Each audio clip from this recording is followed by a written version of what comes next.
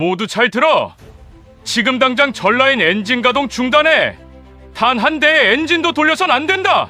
일본 제조업의 심장이라 불리는 나고야 도요타 본사에서 터져나온 이 비명 섞인 절규는 곧 일본 열도 전체를 뒤흔드는 대재앙의 서막이었습니다. 불과 몇 년 전 한국의 반도체 목줄을 죄겠다며 기세등등하게 수출 규제를 휘둘렀던 일본 정부는 지금 아연실색하고 있습니다. 도요타 12%, 혼다 8%, 일본 경제의 자존심이었던 자동차 공장들이 마치 도미노처럼 쓰러지고 있습니다. 거대한 컨베이어 벨트는 멈춰섰고 수만 명의 노동자는 넋이 나간 채 허공을 바라봅니다. 원인은 단 하나, 대한민국 삼성 SDI가 배터리 납품 중단을 선언했기 때문입니다.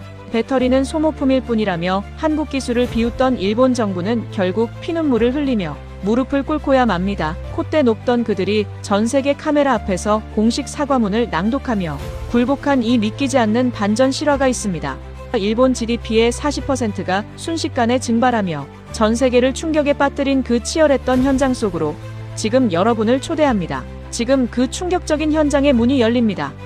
구독과 좋아요, 알림 설정으로 더 많은 기적을 찾아 나서는 저희에게 큰 힘이 되어주세요.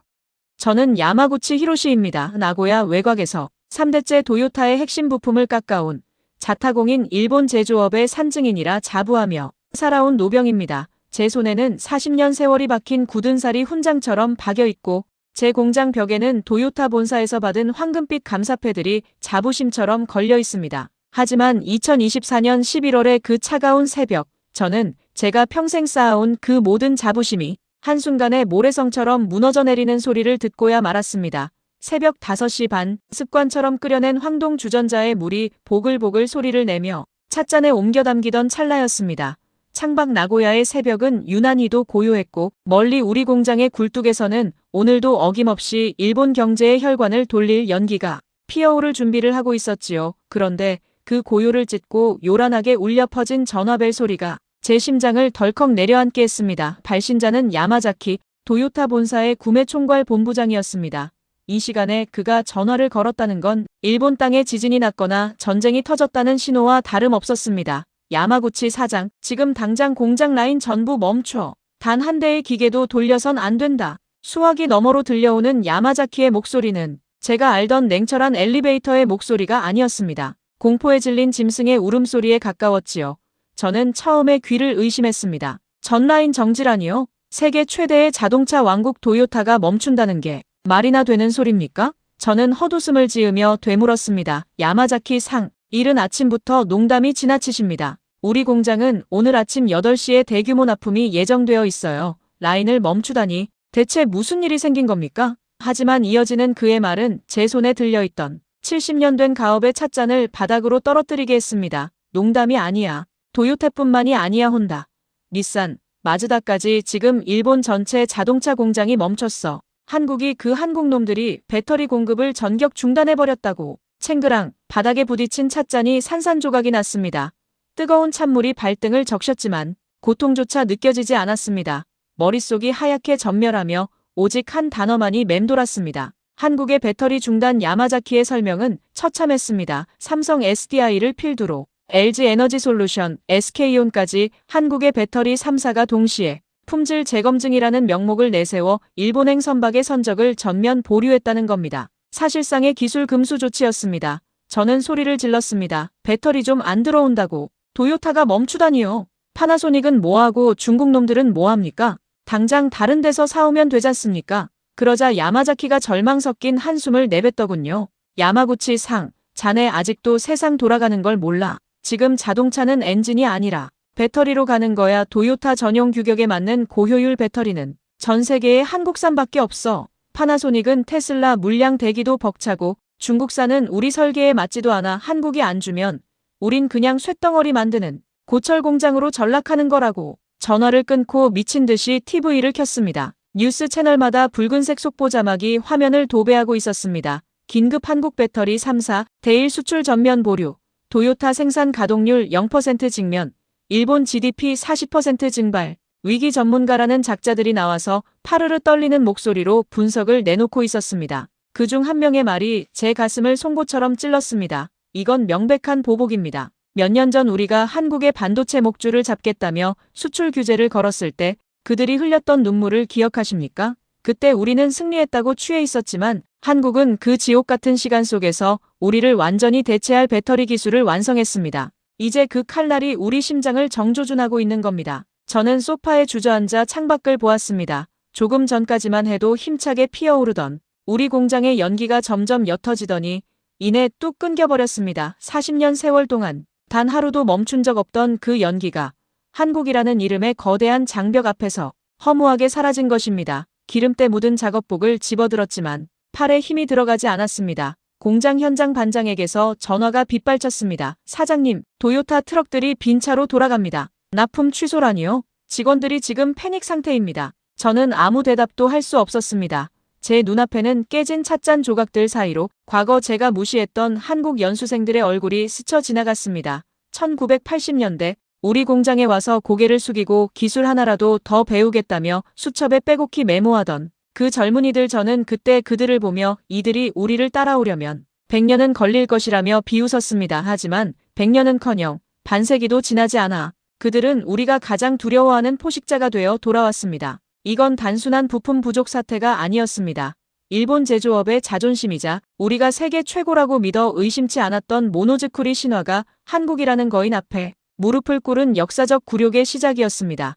나고야의 차가운 새벽 공기 속에서 저는 비로소 깨달았습니다. 우리가 한국을 가르쳐야 할 제자로 여기며 오만에 빠져 있을 때 그들은 이미 우리를 먹여 살리는 생명의 주인이 되어 있었다는 사실을 말입니다. 공장 밖으로 나가니 차가운 침묵만이 흐르고 있었습니다.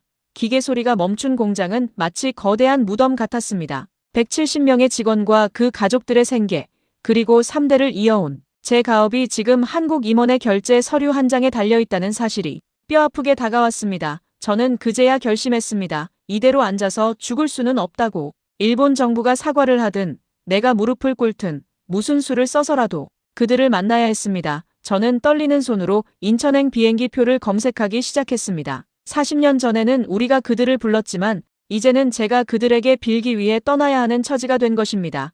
일본 전체가 멈춰버린 이 절망의 구렁텅이에서 제가 마주하게 될 한국의 진실은 대체 무엇일까요? 저는 무거운 발걸음을 옮기며 어둠 속에 멈춰선 제 공장을 마지막으로 돌아보았습니다. 그것은 지는 해를 바라보는 노병의 처절한 뒷모습이었습니다. 공항으로 향하는 차 안에서 바라본 나고야. 시내는 마치 거대한 정적에 잠긴 유령 도시 같았습니다. 평소라면 부품을 가득 실은 트럭들로 가득 차 있어야 할 도로가 텅 비어 있었고 길가에 선 노동자들은 넋이 나간 표정으로 멈춰버린 공장 굴뚝만 바라보고 있었죠. 제 가슴은 시커먼 숫덩이가 된 듯 타들어갔습니다. 170명 직원의 생계, 그리고 70년 가업의 명운이 지금 제 어깨 위에 놓여 있었습니다. 하지만 저를 더욱 비참하게 만든 건 공항으로 가는 내내 울려대는 은행 지점장의 독촉 전화였습니다. 야마구치 사장, 정말 미안하게 됐네. 본사에서 지시가 내려왔어. 자동차 산업 리스크가 너무 커져서 자네 공장에 나간 대출금을 당장 회수하라는군. 30년 직이었던 이노우의 지점장의 목소리는 차가운 기계음처럼 들렸습니다.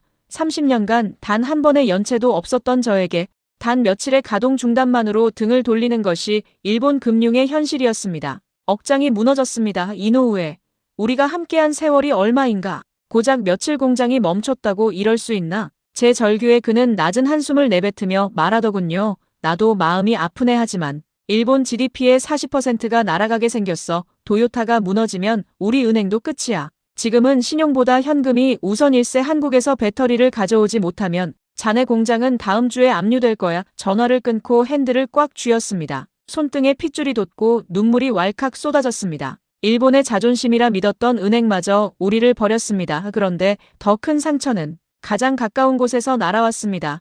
도쿄에서 대기업에 다니는 외아들 겐타에게 전화를 걸었을 때였습니다. 공장이 이 위기니 어서 내려와서 같이 대책을 세우자고 말하려던 제 입은 아들의 차가운 일침에 얼어붙고 말았습니다. 아버지, 저는 나고야로 내려가지 않을 겁니다. 그 공장은 이제 끝났어요. 아니, 일본 제조업 자체가 침몰하는 배예요. 제가 대학 시절 한국 삼성 공장을 견학했을 때 이미 느꼈습니다. 그들은 미래를 보고 있었는데 아버지는 여전히 할아버지가 쓰던 정밀 기계와 장인 정신만 고집하셨잖아요. 그 낡은 자존심이 결국 이 사태를 만든 겁니다. 저는 가라앉는 배에 함께 타지 않겠습니다. 자식에게까지 외면받는 아비의 심정을 누가 알까요?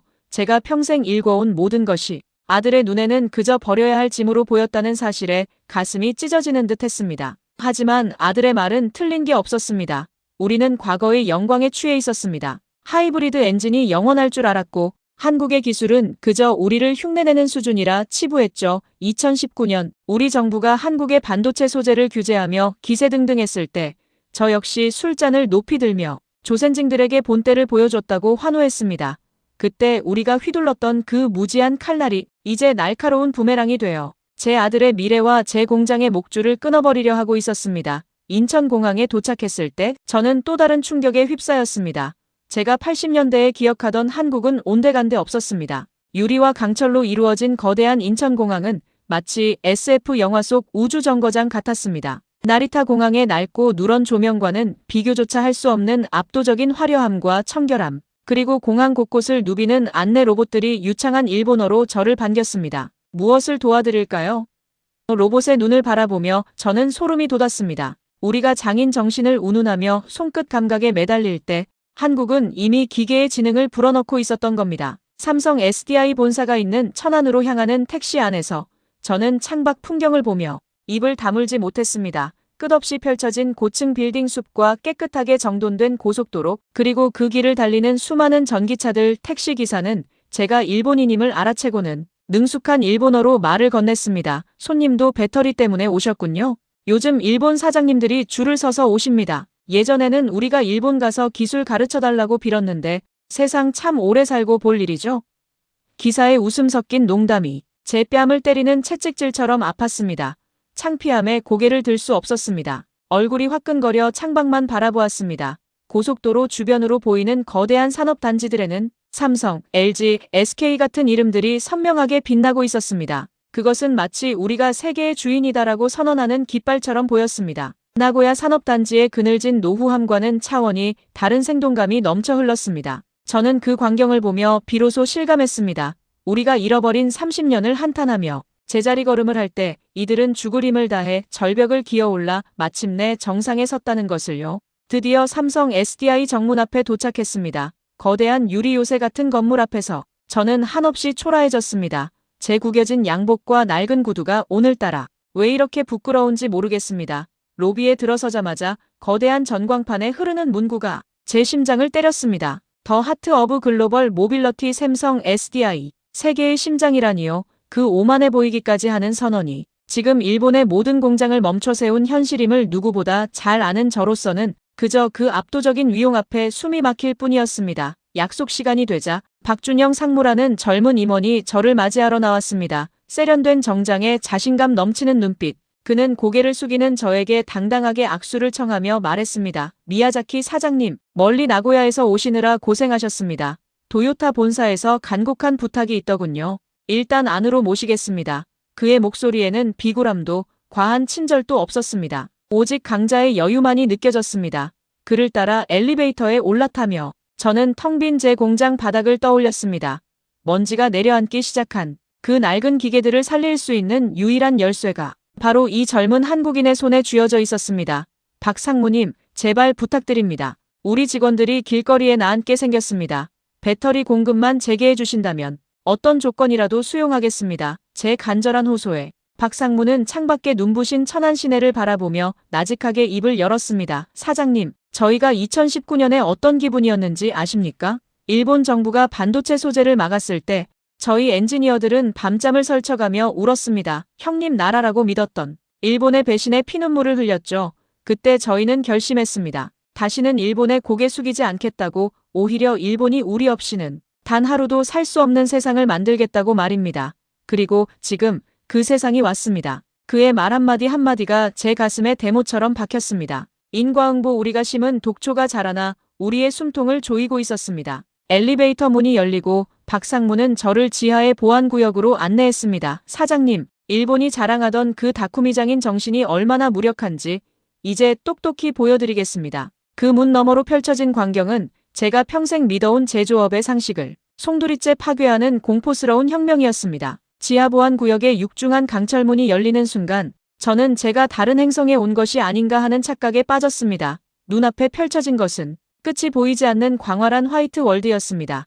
나고야에 있는 제 공장은 아무리 청소해도 기름 냄새와 금속 분진이 코끝을 맴돌았는데 이곳은 공기마저도 정수된 생수처럼 맑고 차가웠습니다. 박상무는 너클 잃은 저를 이끌고 투명한 강화 유리복도를 따라 걷기 시작했습니다. 사장님, 이것이 저희가 자랑하는 무인 스마트 팩토리입니다. 보시다시피 이곳에 사람은 없습니다. 그의 말대로였습니다. 축구장 수십 개를 합쳐놓은 듯한 그 거대한 공간에 인간 작업자는 단 한 명도 보이지 않았습니다. 대신 수만 개의 은색 로봇 팔들이 마치 정교하게 짜인 군무를 추듯 일사불란하게 움직이고 있었습니다. 배터리셀을 집어 올리고 레이저로 용접하고 초고 해상도 카메라로 검사하는 그 모든 과정이 0.1초의 오차도 없이 완벽하게 맞물려 돌아가고 있었죠.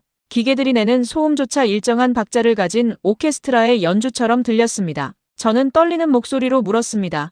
이 넓은 곳에 정말 사람이 한 명도 없단 말입니까? 기계가 고장나면 어쩌고요? 장인의 손끝이 아니면 잡아낼 수 없는 미세한 불량은 어떻게 해결합니까? 박상무는 여유로운 미소를 지으며 벽면에 설치된 거대한 모니터를 가리켰습니다. 그곳에는 실시간으로 생산되는 모든 배터리의 데이터가 폭포수처럼 쏟아지고 있었습니다. 사장님, 저희 AI는 인간의 눈으로 볼 수 없는 0.001의 오차까지 잡아냅니다. 일본의 장인들이 평생을 바쳐 도달한다는 그 신의 손끝 말입니다. 저희 시스템은 그 경지를 하루 24시간, 1년 365일 단 1초도 쉬지 않고 유지합니다. 지치지도 않고 실수도 하지 않죠. 이것이 바로 우리가 일본을 추월한 결정적 이유입니다. 그의 말은 잔인할 만큼 정확했습니다. 우리가 장인 정신이라는 명분 아래 낡은 기계와 인간의 숙련도에 매달리고 있을 때 한국은 이미 인간의 한계를 뛰어넘는 시스템을 구축해버린 것입니다. 저는 유리벽에 손을 얹고 아래를 내려다보았습니다. 로봇들이 쏟아내는 그 눈부신 배터리들 저것들만 있으면 우리 공장의 기계들이 다시 돌아가고 직원들이 다시 웃을 수 있을 텐데 하지만 저 완벽한 시스템은 저에게 무언의 경고를 보내는 것 같았습니다. 너희의 시대는 끝났다라고 말이죠. 박상무는 저를 데리고 더 깊은 곳, 극한 테스트실로 향했습니다. 그곳에는 일본 파나소닉의 배터리와 삼성 SDI의 배터리가 나란히 실험대 위에 놓여 있었습니다. 사장님, 일본 언론들은 아직도 한국 기술이 불안정하다고 선전하더군요. 오늘 그 진실을 확인시켜드리겠습니다. 관제실의 신호와 함께 날카로운 강철못이 일본산 배터리를 관통했습니다. 그 순간 펑 하는 굉음과 함께 시커먼 연기가 뿜어져 나오더니 순식간에 거대한 화염이 치솟았습니다. 강화 유리 너머로 전해지는 그 뜨거운 열기에 저는 뒷걸음질을 쳤습니다. 보십시오. 이것이 리튬 이온의 한계입니다. 사고가 나면 운전자는 탈출할 기회조차 얻지 못하고 화마에 휩싸이죠. 그리고 이어지는 삼성의 테스트. 이번에는 한국산 전고체 배터리에 똑같은 못이 박혔습니다. 저는 몸을 웅크리며 폭발을 기다렸습니다. 하지만 결과는 정반대였습니다. 연기 한 줄, 불꽃 한 점 튀지 않았습니다.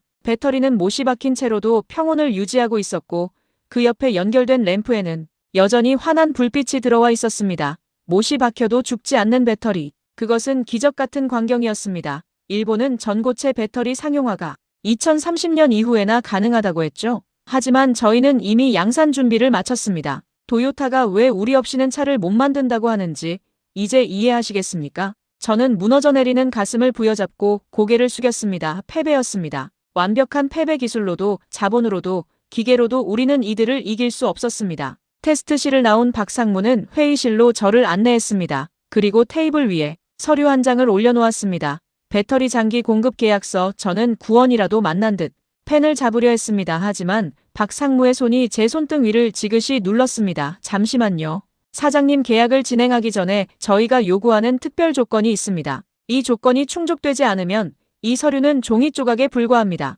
그의 눈빛이 그 어느 때보다 차갑게 빛났습니다. 첫째, 공급 가격은 기존보다 15% 인상합니다. 둘째, 향후 20년간 귀사의 모든 차량 주행 데이터를 우리 관제 시스템에 실시간으로 공유하십시오. 그리고 마지막 셋째, 이것이 가장 중요합니다. 박상무는 저를 똑바로 응시하며 한자 한자 힘주어 말했습니다. 일본 정부의 공식 사과를 받아내십시오. 2019년 우리 반도체 산업을 고사시키려 했던 그 부당한 수출 규제와 우리 기술을 폄훼했던 모든 공식 망언에 대해 일본 내각이 직접 사과문을 낭독하게 하십시오. 도요타와 일본 자동차 연맹이 정부에 압력을 넣으라는 뜻입니다. 저는 숨이 멎는 것 같았습니다. 그건 불가능합니다. 제가 무슨 힘으로 정부의 사과를 받아낸단 말입니까? 저는 일개 부품사 사장일 뿐입니다. 박상무는 차갑게 대꾸했습니다. 사장이기 이전에 일본 경제의 기둥인 자동차 산업의 일원이지 않습니까? 도요타가 멈추면 일본 GDP의 40%가 날아갑니다. 일본 정부가 자존심을 택할지 국민의 밥줄을 택할지는 사장님들이 하기에 달렸죠. 사과가 없으면 배터리도 없습니다. 이것이 저희의 최종 입장입니다. 회의실에 무거운 정적이 흘렀습니다. 유리창 밖으로 보이는 한국의 공장은 밤새도록 잠들지 않고 눈부신 불빛을 내뿜고 있었습니다. 반면 저 건너편 일본의 공장들은 차가운 어둠 속에서 죽어가고 있었죠. 170명 직원들의 얼굴이 주마등처럼 스쳐 지나갔습니다. 자식들에게 버림받고 은행에 쫓기며 나라의 자존심까지 뭉개진 노병에게 남은 선택지는 단 하나뿐이었습니다. 저는 자리에서 일어났습니다. 그리고 박상무의 발치 아래로 천천히 무릎을 꿇었습니다. 딱딱한 대리석 바닥의 냉기가 무릎뼈를 타고 온몸으로 퍼졌습니다. 주변에 있던 한국 직원들이 당황하며 술렁였지만 저는 고개를 들지 않았습니다. 박상무님 부탁드립니다. 일본을 욕하셔도 좋고 저를 비웃으셔도 좋습니다. 하지만 제 공장의 직원들만은 살려주십시오. 그들에게는 가족이 있습니다. 제가 할 수 있는 모든 것을 다하겠습니다. 도요타 회장을 설득하고 정계에 탄원서를 넣어서라도 사과를 이끌어내겠습니다. 그러니 제발 저 배터리들을 일본으로 보내주십시오. 눈물이 바닥으로 뚝뚝 떨어졌습니다. 70년 가업의 자부심도 일본인의 콧대 높은 자존심도 지금 이 순간만큼은 아무런 가치가 없었습니다. 오직 내 사람들을 지켜야 한다는 본능만이 남았을 뿐이죠. 박상무는 한참 동안 아무 말이 없었습니다. 고요한 회의실에는 제 흐느낌 소리만이 울려 퍼졌습니다.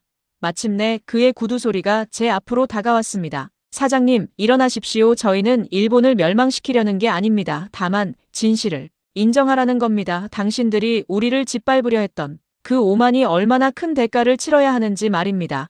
그는 저를 부축해 일으켜 세우고는 펜을 제 손에 쥐어주었습니다. 가서 약속을 지키십시오. 그럼 우리도 약속을 지키겠습니다. 떨리는 손으로 계약서 마지막 장에 제 이름을 적어 넣었습니다. 그것은 굴복의 서명인 동시에 새로운 시대를 향한 처절한 항복 선언이었습니다. 회의실을 나서는 제 등 뒤로 박상무의 나직한 목소리가 들려왔습니다. 미야자키 사장님, 이제 일본은 우리의 제자가 아니라 우리의 부품이 된 겁니다.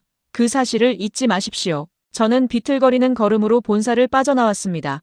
밤하늘 높이 솟은 삼성 SDI의 로고가 마치 승전보를 알리는 거대한 기념비처럼 보였습니다. 이제 저는 일본으로 돌아가 불가능한 싸움을 시작해야 합니다. 하지만 두렵지 않았습니다. 이미 무릎을 꿇어본 자에게 더 이상의 굴욕은 없으니까요. 오직 다시 돌아갈 공장의 굴뚝 연기만을 생각하며 저는 밤을 도하 공항으로 향했습니다. 일본으로 돌아온 저는 한시도 지체할 수 없었습니다. 비행기에서 내리자마자 제가 향한 곳은 나고야의 공장이 아닌 도쿄의 도요타 본사와 자민당 당사였습니다. 제가 내민 삼성 SDI의 계약서 그리고 그 안에 담긴 일본 정부의 공식 사죄라는 조건은 일본 정계를 발칵 뒤집어 놓았습니다. 처음에는 일개 기업이 국가의 자존심을 팔아먹으려 하느냐는 거센 비난이 쏟아졌습니다. 우익단체들은 제 집 앞까지 찾아와 매국노라며 위협을 가했죠. 하지만 저는 물러서지 않았습니다. 자존심이 밥을 먹여줍니까? 지금 나고야의 노동자 수십만 명이 길거리에 나앉게 생겼습니다. 우리가 한국에 저지른 잘못을 인정하지 않는다면 일본 제조업의 미래는 영원히 멈출 것입니다. 저는 도요타 회장을 비롯한 자동차 산업계 원로들을 설득했습니다. 텅 빈 공장 라인과 곤두박질치는 주가, 그리고 무엇보다 한국의 압도적인 기술 격차를 담은 영상을 그들에게 보여주었습니다. 결국 경제 붕괴라는 공포 앞에 콧대 높던 일본 정부도 백기를 들 수밖에 없었습니다. 2024년 12월의 어느 날 전 세계의 이목이 쏠린 가운데 일본 관방장관은 떨리는 목소리로 공식 성명을 발표했습니다. 2019년의 수출 규제는 부당했으며 한국의 기술력을 폄훼했던 지난날의 과오에 대해 깊이 사죄한다는 내용이었습니다. 그것은 전후 일본 역사상 가장 처절하고도 명확한 굴복의 순간이었습니다. 사과문이 발표된 지 정확히 24시간 후 멈춰있던 나고야항에 거대한 대가 들어왔습니다. 선체에는 선명하게 태극기가 그려져 있었고 컨테이너마다 SAMSUNG라는 파란색 로고가 햇빛을 받아 눈부시게 빛나고 있었습니다. 항구에 모여있던 수천 명의 노동자와 시민들은 그 광경을 보며 묘한 침묵에 잠겼습니다. 한때 우리가 무시하고 짓밟으려 했던 나라의 배터리가 이제는 우리를 살릴 유일한 생명줄이 되어 돌아온 것이니까요. 우리 공장 정문에도 대형 트레일러가 도착했습니다. 저는 170명의 직원과 함께 정문에 서서 그 트레일러를 맞이했습니다. 트레일러 문이 열리고 하얀 냉기 속에서 완벽하게 패킹된 한국산 배터리 박스들이 모습을 드러냈습니다. 박스 겉면에는 메이드 인 코리아라는 글자와 함께 작은 글귀가 적혀 있었습니다. 우리는 함께 미래로 갑니다. 그 문구를 보는 순간 참아왔던 눈물이 왈칵 쏟아졌습니다. 사토 반장은 떨리는 손으로 박스를 어루만지며 말했습니다. 사장님, 이제 살았습니다. 이제 정말 다시 시작할 수 있는 거군요. 그래, 사토 우리가 졌네. 하지만 이 패배를 잊지 말게나. 우리가 오만함에 빠져 있을 때 저들은 피땀을 흘려 이 기적을 만들었어. 이제 저 배터리들은 우리 공장의 심장이 될 걸세. 그날 오후 40일 만에 우리 공장의 메인 스위치가 올려졌습니다. 웅마이너스 하는 소리와 함께 거대한 변압기가 울리기 시작했고 멈춰섰던 컨베이어 벨트가 서서히 움직이기 시작했습니다. 프레스 기계가 다시 쿵쿵 소리를 내며 철판을 찍어낼 때 직원들은 약속이라도 한 듯 서로를 껴안고 환호성을 질렀습니다. 공장 굴뚝에서는 다시금 힘찬 연기가 피어올라 나고야의 푸른 하늘로 뻗어나갔습니다. 저는 사무실 창가에 서서 그 연기를 바라보았습니다. 한 달 전 절망 속에서 바라보던 그 연기와는 전혀 다른 색이었습니다. 그것은 생존의 신호였고 동시에 새로운 시대에 순응하겠다는 다짐의 상징이었습니다. 그때 휴대폰 진동이 울렸습니다. 도쿄에 있는 아들 겐타였습니다. 아버지, 뉴스 봤어요. 정부 사과까지 이끌어내실 줄은 몰랐습니다. 그리고 오늘 들어온 그 배터리들 정말 대단하더군요.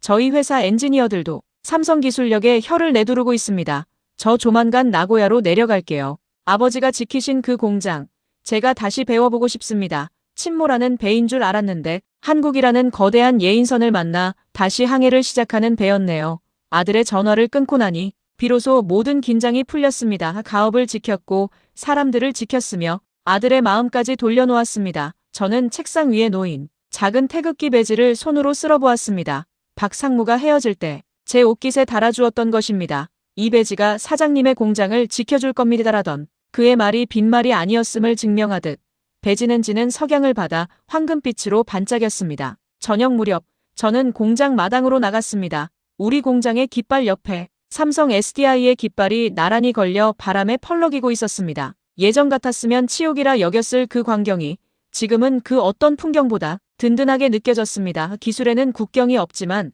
그 기술을 대하는 마음가짐에는 국격이 있다는 것을 저는 이번에 뼈저리게 배웠습니다. 우리는 한때 스승이라 자처하며 한국을 내려다보았습니다. 하지만 이제는 압니다. 진정한 스승은 과거에 안주하는 자가 아니라 끊임없이 혁신하고 상대를 존중하며 압도적인 실력을 갖춘 자라는 사실을요. 대한민국은 그 시련의 시간을 견뎌내고 마침내 세계의 심장이 되었습니다. 밤이 깊어가는 나고야 공장, 다시 활기를 찾은 기계 소리를 자장가 삼아 저는 평온한 잠을 청할 수 있었습니다. 내일 아침이면 더 많은 한국산 배터리가 도착할 것이고 우리 공장은 그 어느 때보다 힘차게 돌아갈 것입니다. 이제 일본은 한국의 뒤를 쫓는 제자로서 그리고 가장 신뢰할 수 있는 파트너로서 새로운 길을 걸어갈 것입니다. 70년 가업의 역사는 오늘부터 다시 시작됩니다. 대한민국이라는 거인의 어깨 위에서 말입니다. 이 이야기가 감동이셨다면 댓글로 대한민국 만세 한번 적어주세요. 여러분의 응원이 대한민국을 더 강하게 만듭니다. 좋아요, 구독도 부탁드립니다. 감사합니다.